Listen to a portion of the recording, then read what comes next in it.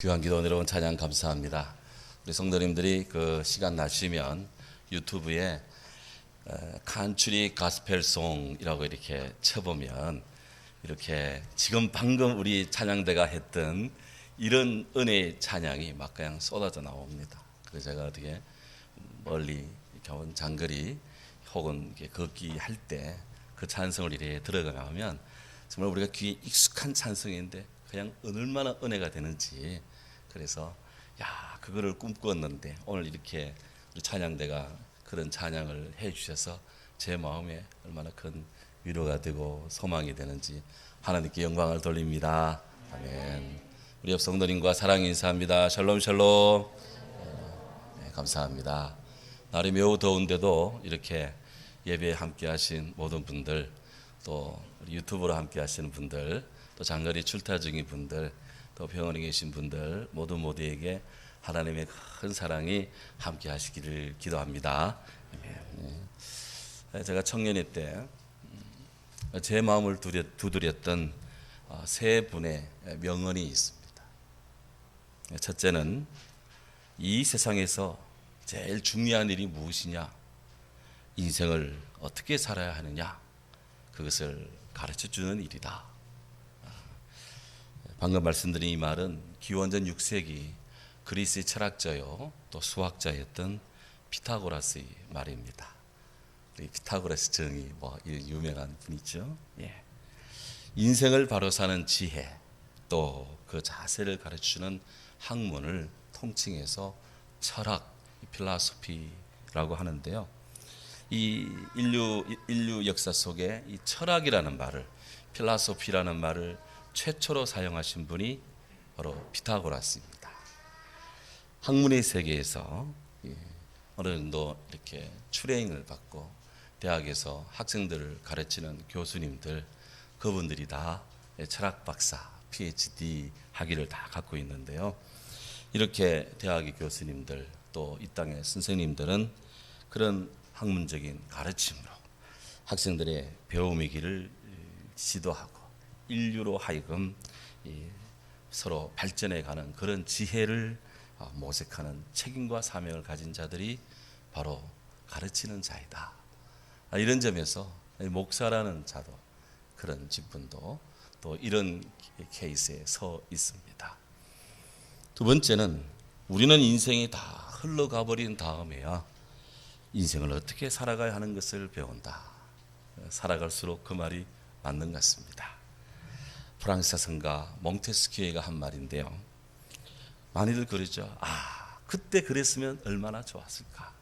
그때 그러지 않았으면 얼마나 좋았을까. 우리 이렇게 후회할 때가 참 많습니다.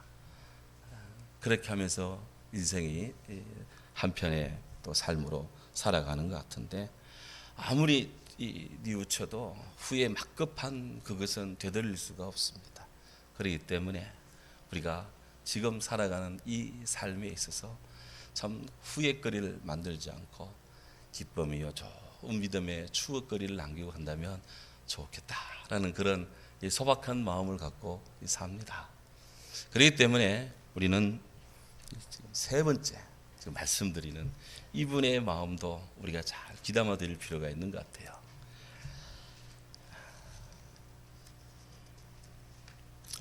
슬픈 사연으로 내게 말하지 말라. 인생은 한갓 헛된 꿈이라고. 잠자는 영혼은 죽은 것이니 만물의 외양 모습 그대로가 아니다. 인생은 진실이다. 인생은 진지하다. 무덤이 그 종말이 될 수는 없다. 아무리 즐거워도 미래를 믿지 마라. 죽은 과거는 죽은 채 매장하라. 활동하라. 살아있는 현재에 활동하라. 안에는 우리 마음 안에는 마음이 그리고 우리 위에는 하나님이 계신다. 이 말은 19세기 미국 하버드 대학교의 교수님이었고 시인이었던 롱펠로우 그 인생 예찬이라는 시의 한 대목입니다. 언제 읽어도 우리에게 용기를 주고 참 삶의 의미를 다시 세계 의지를 이렇게 불러 이렇게 세우는 그런 시입니다. 이런 귀인들의 그 몇 마디 말씀들이 저희 젊을 때 그렇게 마음을 두드렸는데요. 오늘 우리가 읽은 말씀에서 바로 이 앞서 말씀드린 이 세 명은 이 모든 것들을 충족하는 우리 예수님을 오늘 성경에서 만납니다. 사도 마태는 믿음의 성도들뿐 아니라 온 인류가 듣고 배우고 따라가기에 충분한 우리 예수님께서 사명을 전하는 그분의 삶의 모습을 응축해서 오늘 우리에게 단적으로 말씀해 주고 있습니다. 25절에 보면 예수님께서 모든 도시 마을에 두루 다니사 그들의 회당에서 가르치시며 천국 복음을 전파하시며 모든 병 모든 약한 것을 고치시느니라. 오늘 이렇게 성경이 증가합니다. 우리 예수님은 이 도시 이 마을 저곳 이곳 늘 다니면서 복음을 전하십니다. 성곽으로 둘러싸여져 있는 큰 도시든 그런 것이 없는 작은 시골이든 무론하고 주님이 가실 수 있는 곳을 가시면서 가르치십니다. 전파하십니다.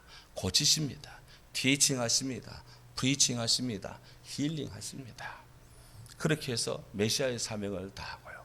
주님이 가는 곳마다 어둠이 물러가고 사람들의 삶이 새로워지고 약함이 물러가고 건강함이 건전함이 굳셈이 담대함이 그렇게 인류 사회에 선한 영향력을 미치십니다. 사도 바울은 하나님은 모든 사람이 구원을 받으며 진리를 아는 데 이르기를 원하신다라고 그렇게 하나님 뜻을 알려주셨는데 바로 예수님은 모든 사람의 구원을 위해서 하나님 뜻을 이루기 위해서 당신의 시간대에 진력을 다하는 모습을 오늘 우리 성경에서 봅니다. 예수님은 왜 이렇게 하셨을까?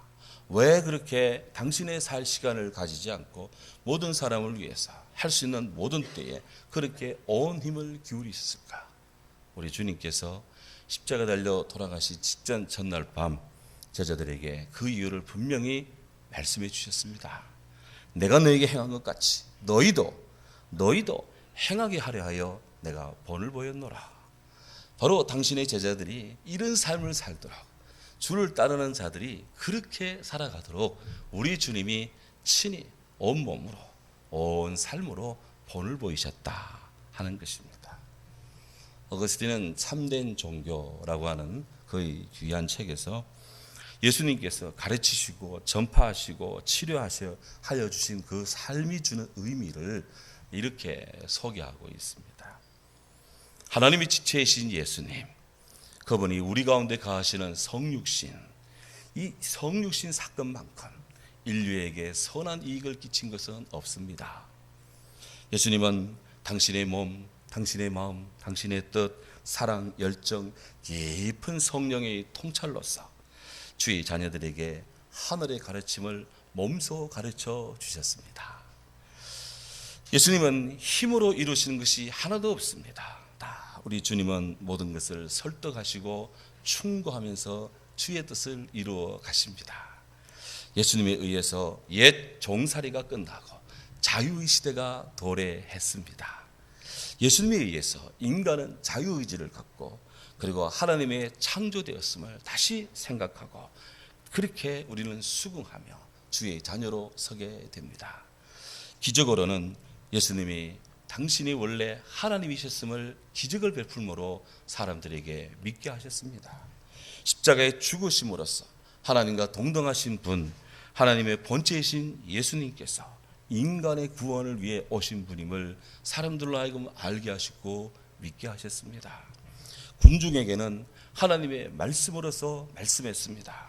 그래서 아들을 보러 오셨다라고 하는 어머니 마리아, 그 마리아를 넘어서 누구든지 하늘에 계신 내 아버지 뜻대로 행하는 자가 내 형제요 자매요 어머니라 이렇게 선포하셨습니다. 동시에 누가복음 2장 51절의 말씀처럼 예수님은 부모님에게 순종하셨습니다. 가나 혼인 잔치집에서 물을 포도주로 바꾸시면서 하나님으로서 여인이여 아직 내 때가 이루어지지 않았어 이렇게 단호하게 냉정하게 말씀했습니다.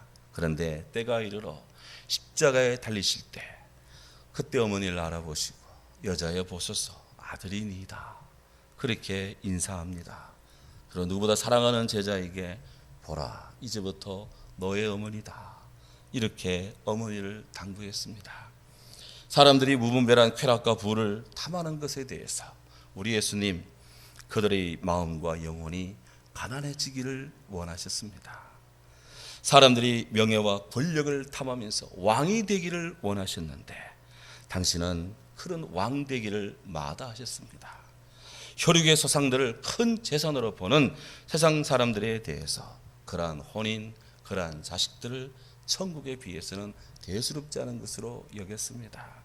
사람들은 도저히 불의함을 용납하지 못하겠다고 성토함에 비해 의롭고 무죄하신 예수님, 죄인들이 당하는 것보다 더 큰 불의함과 더 큰 무도함에 린치를 당하셨습니다. 인간들은 치욕스러운 것을 두려워하는데 당신은 별의별 치욕을 다 겪으셨습니다. 사람들은 자신이 당하는 육체의 고통을 저주하는데 당신은 채찍질 당하고 십자가에 못 박히셨습니다. 사람들은 죽기를 두려워하는데 당신은 스스로 사형 언도 앞으로 걸어가십니다. 사람들은 십자가를 하찮은 것으로 가장 수치스러운 죽음으로 여기는데 당신은 그 십자가를 지셨습니다. 우리가 갖고자 열망하고 탐하는 모든 것을 그분은 전혀 갖지 않음으로써 하찮은 것으로 만들어 버리셨습니다. 우리가 기피하려는 모든 것, 그래서 진리에 대한 사랑으로부터 멀어지가는 모든 것을 당신은 경멸함으로써 경멸해 버렸었습니다. 그러니 죄라고 하면 그분 예수님이 멸시하는 것을 우리가 탐하는 것이고 그분이 취하시는 것을 우리가 기피하는 것 외에 다른 무엇이 아니겠습니까? 그러므로 예수님께서 인간의 몸을 취하셔서 이 땅에 보내신 지상생애 그 자체가 영혼의 교수요, 영혼의 가르침입니다. 죽은 자들 가운데 살아나신 부활하신 우리 예수님, 만사가 하나님께 보존되어 남기 때문에 인간 본성에서 그 무엇도 상실되지 않음을 남김없이 보여주신 위대한 하나님의 구원의 섭리입니다. 이렇게 그 참된 종교라는 책에서 예수님이 행하셨던, 가르치시고 전파하시고 병자를 치유하신 그 생애를 어거스틴이 이렇게 묵상하며 기록을 해 두었습니다.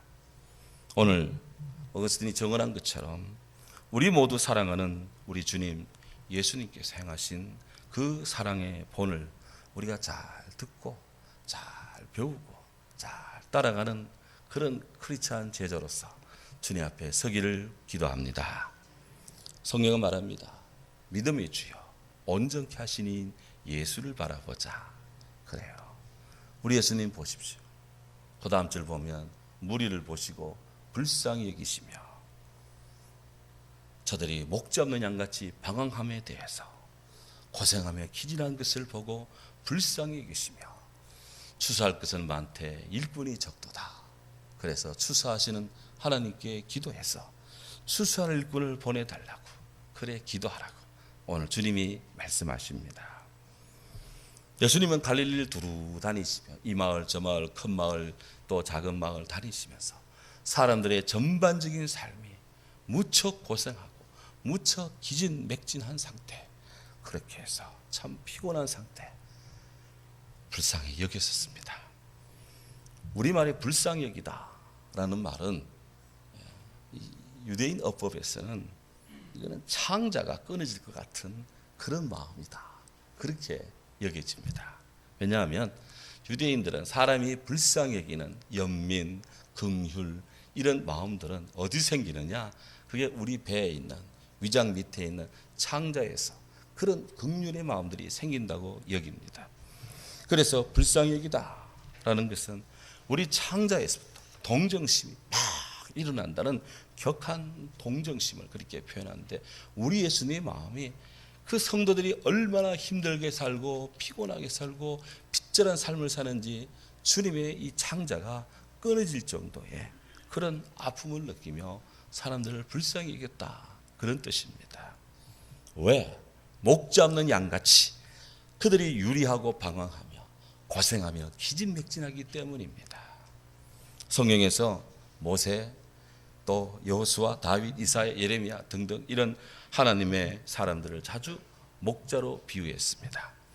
이스라엘 역사 속에 오랜 기간 동안 이렇게 지도자로 여겼던 그런 훌륭한 분들도 있고 또 그렇지 못한 자들도 많이 있는데, 자칭 타칭 지도자라고 여겼던 그 시대의 제사장, 그 시대의 서기관들, 바리새인들, 이런 분들이 종교적 권위 또 개인적인 명망은 있었지만 그래도 그들이 사명과 역할을 잘 감당하지를 못하고 있었던 거예요.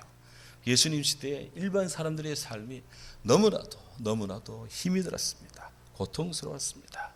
그 지도자라는 자들이 정말 백성들을 위한 삶을 살지 않고 그들의 입속만 챙겼습니다. 사꾼 목자 같은. 주님은 이러한 사회 현실을 도외시하지 않았습니다. 그래서 그 현실을 보고 이들이 유리방황하는 앞을 못 보는 양과 같구나. 주님 참 마음이 안타까워했습니다.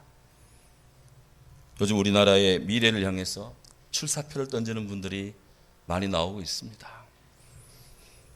세상이 평온하든 힘든 난세이든 좋은 지도자, 훌륭한 리더는 필요합니다.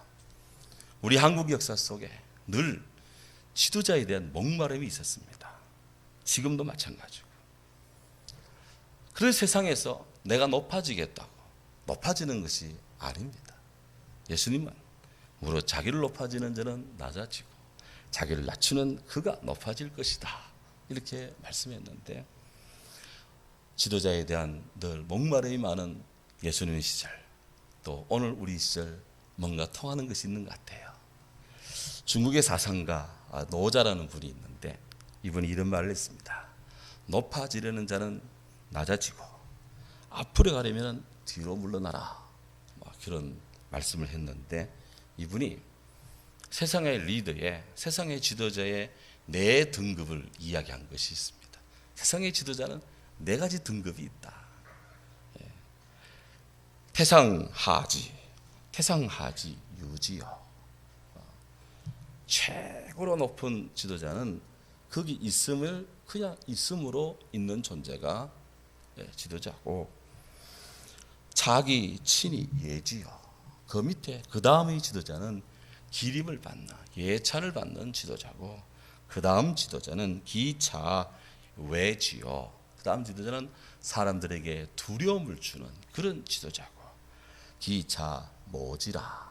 그 다음 지도자는 사람들에게 지적을 받고 사람들에게 업신여기를 받는 지도자다. 이런 네 등급의 이야기를 지금 여기 이렇게 하고 있습니다. 밑에서부터 본다면 최하위급 지도자는 어떤 지도자냐? 노자에 따르면 모지 리더다. 이 모지라는 말은 모자가 업신여길 모자입니다. 깔보다 모욕하다 할 때 이 모를 씁니다. 리더 같지도 않은 사람이 리더한다고 할 때 사람들이 저게 리더냐? 이렇게 깔보는 거지. 그 위에 있는 그때 차상급 밑에서부터 두 번째 이 리더가 외지 리더다. 외자는 두려워할 외자입니다. 사람들로 하여금 두렵게 만드는 지도자입니다. 그가 나타나면 모두 벌벌 떨고 어찌할지 몰라서 공포의 동아리를 조장하면서 통치하는 사람들, 이런 자들이 외지 리더입니다. 그 다음에 있는 밑에 세 번째, 위에서 두 번째 리더가 예지 리더다. 여기 예자는 기릴 예자, 칭찬할 예자입니다. 그래서 사람들이 잘한다 하면서 칭찬하는 거예요. 근데 사람이 볼 때 잘한다는 것은 어느 순간 비난으로 바뀔 수가 있어요. 그래서 이런 리더의 늘 약점이 이런 부분입니다. 가장 높은 단계의 지도자는 유지 리더다. 여기 유지는 있을 유자입니다. 그냥 우리 지도자가 여기 있구나 라는 정도로 느끼는 거예요. 그래서 그분은 백성들에게 큰 압박을 가하지 않고 백성들이 자유롭게 일하고 사랑하고 일하는 것만큼 수익을 창출하고 편안하게 살도록 나라 국방을 튼튼히 하는 지도자가 최상의 지도자다. 이게 노자가 한 말입니다. 오늘 난수전 기도했지만 하나님 마음에 합한 지도자가, 훌륭한 리더가 세워지는 그런 복된 우리나라 되기를 진심으로 기도합니다. 예수님 당시에도 그랬어요. 지금도 그렇고 앞으로도 그럴 겁니다. 중요한 사실, 추수할 것은 많되 일꾼이 적구나. 일꾼이 적다. 어느 시대나 일꾼이 필요합니다. 하나님의 교회에도 일꾼이 필요합니다. 말꾼이 필요한 것이 아니라 일꾼이 필요합니다. 구경꾼이 필요한 것이 아니라 주 앞에서 일하는 일꾼이 필요합니다. 주님은 지금 당신의 이 포도밭에서 일꾼을 찾습니다. 당신의 이 벌판에서 추수할 일꾼을 찾습니다. 오늘 우리에게 주어지는 당면 과제가 일꾼입니다. 이 시대의 모든 교육, 이 시대의 모든 가르침, 이 시대의 모든 가정교육부터 학교교육, 모든 교회교육 포함해서 바로 이 일꾼을 세워야 된다. 나라의 일꾼을 세우고 가정과 지역의 일꾼 세우고 하나님 나라의 일꾼을 키워내야 된다. 이것이 바로 앞선 자, 배운 자, 그리고 아는 사람, 그리고 사명이 있는 자들의 사명인 줄로 믿습니다. 그 말씀을 준비하면서 요즘 코로나 때문에 많은 인류가 지금 고통을 당하고 있잖아요. 인류 역사 이래 병이 없을 때가 없었습니다.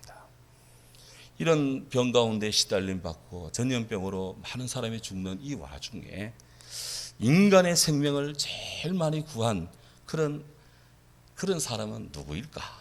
그런 의사 스님은 누구일까? 라는 생각을 해봤어요. 그래서 여기저기 자료를 찾아봤더니 과학자들의 업적을 소개하는 한 웹사이트에 오스트리아 생리학자인 카를 란트슈타이너 박사를 인류 역사상 최고로 많은 사람을 살린 그런 의과학자로 그렇게 넘버원을 꼽더라고요. 이분이 뭘 하셨냐고 봤더니 이분이 사람의 혈액형을 이분이 규명하고 그게 설정한 분이다. 이 혈액형이 왜 중요하냐? 여기다 혈액형 없는 분이 있습니까? 예. 저의 혈액형은 B형입니다. 어떤 분은 A형이고 AB형도 있고 뭐 그럴 거예요. O형도 있을 것이고. 혈액형이 왜 중요하냐? 이 전하는 바에 따르면 이 란트슈타이너 박사님이 이 혈액형을 규명하기 전까지 참 많은 사람들이 죽음을 맞는데 피 때문에 죽었답니다. 특별히 위급 환자들이 수혈을 할 때 알지도 못하면서 수혈을 막 하는데 요즘 같으면 혈액형에 맞춰가지고 피를 수혈할 것입니다만은 이 란트슈타이너가 이 혈액형을 발견하고 규정하기 전까지는 사람들이 그 응급 환자가 생기면 다른 사람의 피를 혹은 그 피가 없으면 염소나 혹은 송아지의 피를 사람의 몸에다가 주입을 했대요. 그렇게 해서 응급 수혈을 했는데 운이 좋으면 잘 회복을 하고 운이 나쁘면 그야말로 시커먼 그런 피를 쏟으며 그렇게 죽는 거예요. 이 당시에 란트슈타이너 이전에 임산부들이 해산할 때 22% 정도가 너무나 많은 피를 쏟으면서 수혈 중에 다 사고로 다 사망을 했다는 거예요. 이거 엄청난 일이지 않습니까? 란트슈타이너는 유대인입니다. 그는 6살 때 아버지가 돌아가셨습니다. 해서 홀 어머니 보살핌 속에 그가 성장을 해서 17살에 비엔나 의과대학에 입학을 해서 23살인 1891년에 그가 졸업을 했습니다. 그는 유대인답게 유대인다운 생각을 합니다. 내가 의사로서 의학 공부를 했는데 과연 이것이 진정 많은 사람을 살리고 인류를 이롭게 하는데 유익한 것인가? 아니면 이보다 더 나은 어떤 길이 없는가? 라는 생각을 하면서 의사로서 환자를 직접적으로 돌보는 것도 좋지만 이 의학이라는 것을 내가 좀 더 공부하면 좀 더 많은 사람을 살릴 수 있지 않겠냐? 이런 생각을 하게 되었대요. 그래서 그가 의사로서의 삶을 이제 멈추고 의사지만 다시 의학을 공부하기 시작을 했습니다. 그래서 이분이 1년 동안 생화학을 공부하고 1년 동안 외과 의사 밑에서 그렇게 또 현미경을 들여다보며 사람의 세포, 피, 뭐 이런 혈관 이런 것들을 이제 보기 시작하는데 그걸 들여다보면서 우리 몸 안에 세균이 침투하는데 이 세균을 침투하는 혈액 속에 세균 침투하는 이 세균을 죽이는 어떤 것이 있더라는 거예요. 그래서 그것의 이름을 항체라고 이름을 붙였습니다. 요즘 뭐 항체 많은 이야기 나오죠. 란트슈타이너 박사가 이름을 붙였습니다. 그러면서 그는 계속적으로 공부를 하다가 어떤 사람은 원인 모르게 죽는 사람이 너무나 많더라. 그래서 왜 사람은 원인 모르게 그 당시 의학으로 해명이 되지 않는 그런 죽음을 맞이할까? 이분이 그런 의문을 가지고 병리해부학을 공부하기 시작했습니다. 그 당시에 비엔나 대학의 최고 이 해부학 학자였던 바이크 쉘바움 교수님을 찾아가서 내가 돈을 안 받을 테니 나를 무급 조교로 써달라. 대신 나로 하여금 당신이 해부할 때 나도 참여해서 사람 몸을 좀 연구 좀 하자.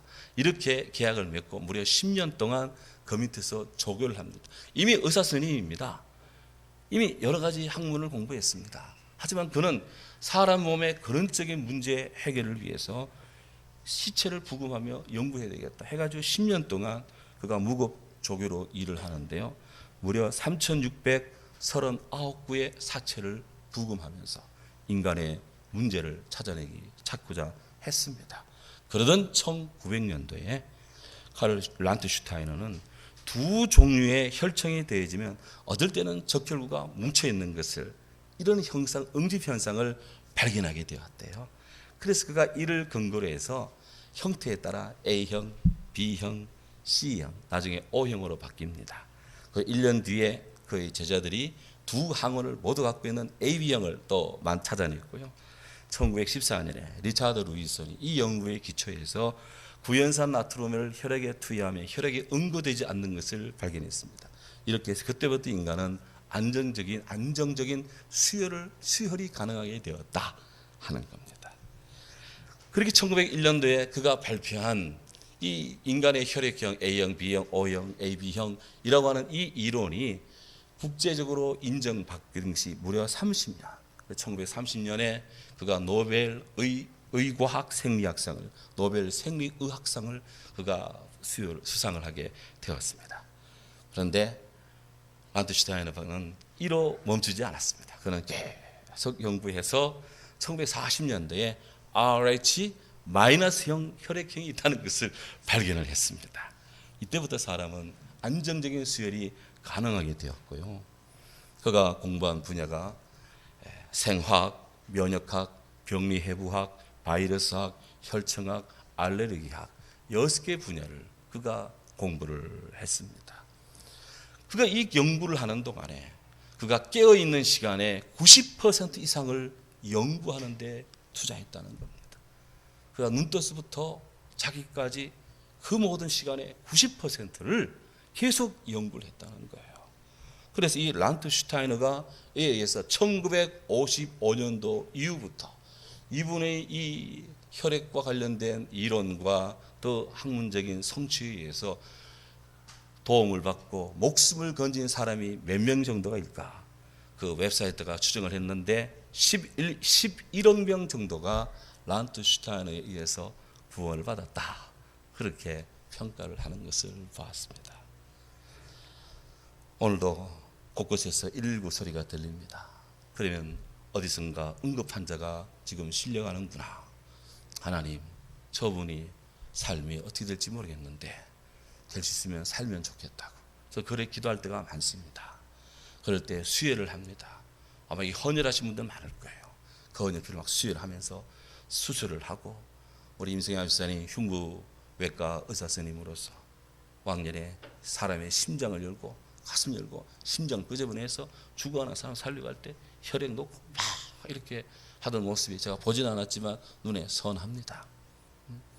그렇게 해서 수없는 사람들이 지금 이 순간에도 살아나고 있는데 그것이 바로 한 피에 대한 일꾼이었던 바로 이 카를 란트슈타이너의 헌신 속에서 인류가 이런 귀한 영향을 받고 선한 은혜를 받고 있다는 것입니다. 한 일꾼이 이렇게 중요한 것입니다. 한 사람이 이렇게 필요한 것입니다. 예수님은 수사할 것은 많다. 그런데 일꾼이 적구나. 추수하는 주인에게 부탁해서 일꾼을 보내달라. 그렇게 주님이 요청하고 간구하라고 오늘 성경에 말합니다. 하나님은 사람을 통해 일하십니다. 세계는 넓고 할 일은 많습니다. 우리가 감당해야 될 주의 일거리는 참으로 많습니다. 참으로 여전히 주님의 일꾼이 필요한 이유입니다. 이를 위해서 우리들이 먼저 주님의 일꾼이 되어야 되겠습니다. 오늘 주일학교 학생의 금년도 수련회 여름 성경학 교육을 끝났는데 저는 우리 학생들 어린이들이 늘 또 우리의 자녀들이 우리 성도님들의 귀한 자제분들이 크든 작든 그에 있는 자리 처소에서 이런 일꾼이 되고 정말 꼭 필요한 사람이 되고 꼭 필요한 존재가 되고 그러한 역군이 되고 그러한 전문가가 되고 그러한 인물로 성장하기를 진심으로 기도합니다. 우리 주님도 원하시는 바인 줄로 믿습니다. 여기 있는 우리 모든 성도들도 우리 삶의 시간 속에서 하나님 일꾼으로 우리가 서야 될 것입니다. 주의 포도밭에는 지금도 일꾼을 주님이 찾고 있습니다. 이른 아침부터 늦은 시간까지 서성이는 자들을 보고 왜 놀고 있느냐? 빨리 들어가서 일을 하라. 주님 지금 채근하고 있습니다. 오늘 우리의 모든 마음속에 다시 주님을 위해 일어나 일하는 주의 일꾼으로 우리가 강건히 설 수 있기를 주의 이름으로 축원합니다. 아멘. 하나님 감사합니다.